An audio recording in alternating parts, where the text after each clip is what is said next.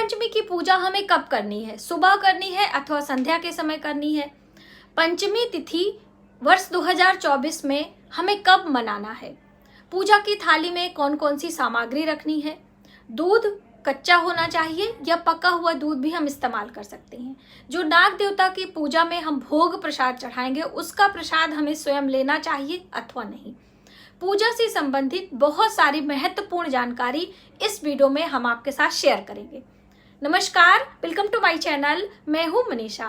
नाग पंचमी का पर्व हमें कब मनाना है, पहले हम यही जानते हैं। तो देखिए, श्रावण मास की शुक्ल पक्ष की पंचमी तिथि पर नागों की पूजा की जाती है। जैसे कि गणेश चतुर्थी का पर्व महीने की चतुर्थी तिथि पर किया जाता है, उसी तरह से नागों की पूजा पंचमी तिथि पर किया जाता है। महीने की किसी भी पंचमी पर आप नाग देवता की पूजा कर सकते हैं। जैसे कि किसी किसी के बर्थ चार्ट में काल सर्प दोष का योग होता है, तो वो लोग भी पंचमी तिथि पर नाग देवता यानी कि चांदी के नाग नागिन जोड़े से लेकर भगवान भोलेनाथ के साथ में अभिषेक करते हैं और उसके बाद उस नाग नागिन के जोड़े को जल प्रवाह कर देते हैं। इस तरह से ये पुरोहित आपको बताएंगे। ये कार्य पंचमी तिथि पर या फिर अमावस्या तिथि पर किया जाता है। तो आप जब भी नाग देवता की पूजा करें, जोड़े से करें, इस बात का हमेशा ध्यान रखें। जब भी मुख्य दरवाजे पर पूजा की जाती है, जैसे कि श्रावण महीने की शुक्ल पक्ष की पंचमी तिथि पर हम बात करें कि पूजा हमें कहाँ करना है, अपने घर पे करना है या मंदिर में करना है, तो जब भी हम घर में पूजा करते हैं और नाग नागिन की आकृति बनाकर करते हैं, जैसे किसी किसी के यहाँ कुल परंपरा के अनुसार आटे से नाग नागिन के जोड़ों को बनाया जाता है और उन्हीं की पूजा की जाती है। बहुत सारे लोगों के यहाँ मुख्य दरवाजे पर दोनों तरफ नाग नागिन का जोड़ा बनाया जाता है गोबर से या फिर गेरू से, और फिर वहीं पर पूजा की जाती है। तो आपके कुल परिवार में जैसे पूजन करने की परंपरा हो, आप उसी तरह से कर सकते हैं। बहुत सारे लोग अपने पूजा मंदिर में शिवलिंग के साथ में जो सर्प देवता होते हैं वहीं पर पूजा करते हैं, या मंदिर जाकर बहुत सारे लोग पूजा करते हैं। तो आप जैसा भी करना चाहते हो, श्रावण मास की शुक्ल पक्ष की पंचमी इस बार 9 अगस्त को मनाई जा रही है। सूर्योदय के साथ में हमें पंचमी तिथि मिल रही है, इसलिए नाग पंचमी का त्योहार 9 अगस्त को मनाया जाना हमारे लिए बेहद शुभ होगा। तो अब आप पूजा की थाली में क्या क्या रखेंगे, आइए समझ लेते हैं। आपको एक पूजा की थाली लेनी है, उसमें सबसे पहले कच्चा दूध लेना है। जब भी हम देवी देवताओं की पूजा करते हैं, पितरों की पूजा करते हैं, तो हमेशा गाय के दूध और कच्चा दूध ही बताया जाता है। तो आप पक्का दूध का इस्तेमाल कदापि ना करें। कच्चे दूध को, थोड़ा सा दूध कटोरी में आप रख लें और थोड़ी सी दूर्बा घास रख लें। उसके साथ में हल्दी कुमकुम रखेंगे, मौली के धागे रखेंगे वस्त्र के रूप में, थोड़े से अखंडित चावल रखेंगे, थोड़े से मौसमी पुष्प सफेद रंग के हों तो ज़्यादा अच्छे हैं।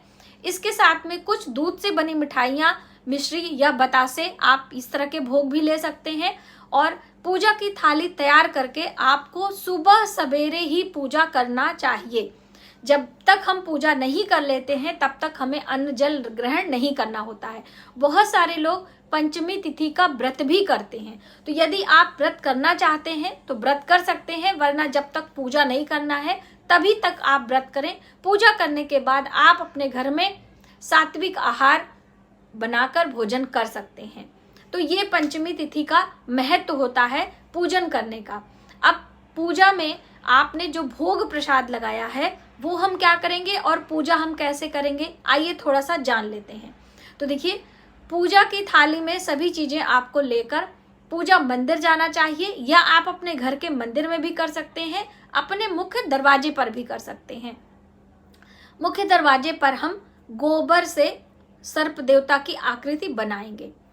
दोनों तरफ आपको आकृति बनानी होती है जोड़े से। नाग नागिन का जोड़ा हमें आकृति के रूप में बनाना है। आप चाहें तो किसी कागज को चिपकाकर और गेरू से भी बना सकते हैं। गाय का गोबर मिलने में असुविधा होती है तो लोग गेरू से भी बना देते हैं। मार्केट में गेरू बहुत आसानी से मिल जाता है, उससे आप बनाएं। फिर हम सबसे पहले नाग देवता को प्रणाम करेंगे। क्योंकि मुख्य दरवाजे से ही सबका आगमन होता है, चाहे माँ लक्ष्मी का और चाहे नाग देवताओं का, किसी का भी शुभ या अशुभ चीजें मुख्य दरवाजे पर ही आती है। इसलिए हम मुख्य दरवाजे पर ही उनका पूजन करके वहीं से उनको विदा कर देंगे, घर के अंदर हम प्रवेश नहीं करेंगे। कहते हैं कि नाग पंचमी के दिन नाग देवता के पूजन करने से पूरे वर्ष भर नाग दंश का भय नहीं होता है, इसीलिए हम नागों की पूजा करते हैं। नाग देवताओं के पूजन करने की पौराणिक कथा भी है। अलग अलग काल में नाग देवताओं की पूजा, जैसे कि भगवान कृष्ण ने कालिया नाग को बांधा था यमुना जी में, और हम बात करें महाभारत काल में तो जो अर्जुन के पौत्र जन्मेजय ने एक महायज्ञ किया था, क्योंकि उनके पिता को तक्षक नाग ने डसा था, और इसी क्रोध में आकर जन्मेजय ने एक महायज्ञ किया था जिसमें सभी सर्पों को भस्म करने का संकल्प लिया था। तब ऋषि अगस्त्य ने इस संकल्प को रोका था और नागों को आशीर्वाद दिया था, और जो आशीर्वाद दिया था उन्होंने उसी दूध में दिया था, सभी नागों को स्नान करा दिया था जिससे कि वो भस्म ना हो पाए। तभी से ये श्रावण मास की शुक्ल पक्ष की पंचमी पर यह कार्य हुआ था, इसीलिए पंचमी तिथि पर नाग देवताओं के पूजन करने की बात कही गई है।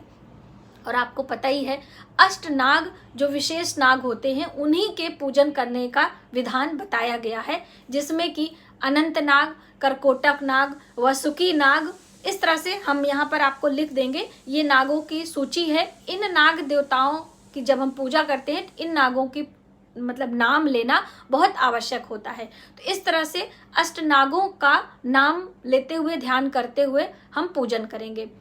पूजन में सबसे पहले हमें जल चढ़ाना है, फिर कच्चा दूध से अभिषेक करना है, उसके बाद हम वस्त्र के रूप में मौली के धागे लगा देंगे, हल्दी कुमकुम का तिलक करेंगे, आप चाहें तो काजल भी लगा सकते हैं, और इसके बाद हम उन्हें कुछ भोग मिष्ठान लगाकर धूप दीप से प्रार्थना करेंगे।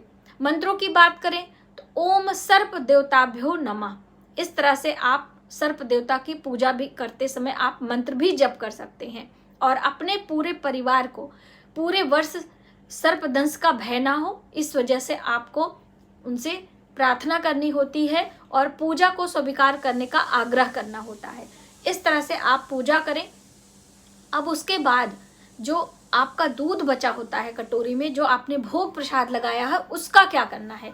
तो सबसे पहले तो पूजा करने के बाद उस दूर्बा घास से, जो दूर्बा घास आपने लिया है, दूर्बा चढ़ाया है, उसको पूरे घर में कोने कोने तक छिड़कना चाहिए, और उसके बाद कहीं भी झाड़ी में, पेड़ पौधे, किसी पार्क में जाकर किसी मिट्टी के बर्तन में उस दूध को रख दिया जाता है। ऐसा कहते हैं कि जीव जंतु आते हैं उस दूध को ग्रहण करते हैं। ऐसी भावना के साथ में किसी झाड़ी में, कहीं नदी के किनारे, कहीं पार्क में, कहीं कोने में उस मिट्टी के बर्तन में उस भोग प्रसाद को वहीं रख देते हैं। और जो आपने मिठाई का भोग लगाया, जो कुछ भी भोग लगाया है, उसे हमें स्वयं नहीं ग्रहण करना होता है, क्योंकि हमने वो सर्प देवता को भोग लगाया है। और सर्प जब उसको ले लेते हैं तो उनके अंदर विष होता है, उनका स्वभाव होता है सर्पदंश का, तो उसमें विष ना आ जाए, इस वजह से हम उस भोग प्रसाद को ग्रहण नहीं करते हैं, हम उसे जंगल में ही रख देते हैं किसी अन्य जीव जंतु के लिए।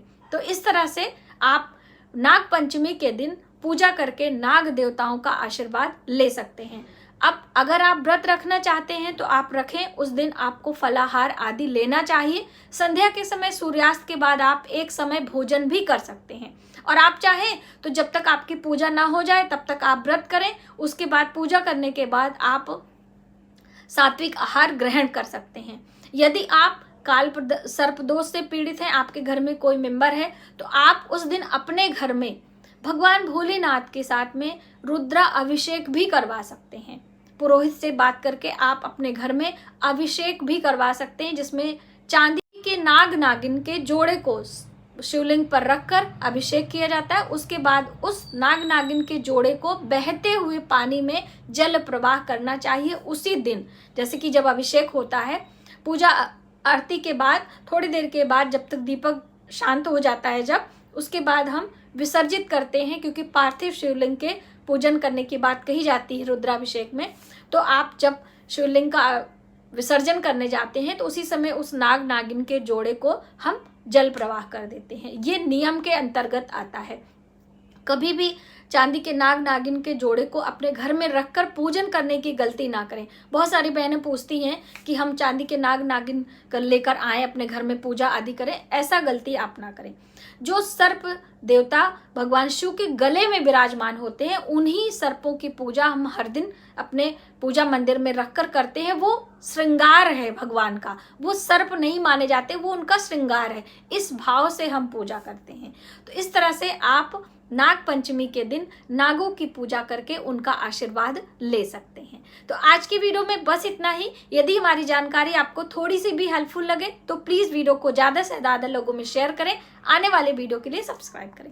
मिलते हैं एक नई जानकारी के साथ नए वीडियो में। तब तक आप अपना ख्याल रखें। जय माता दी।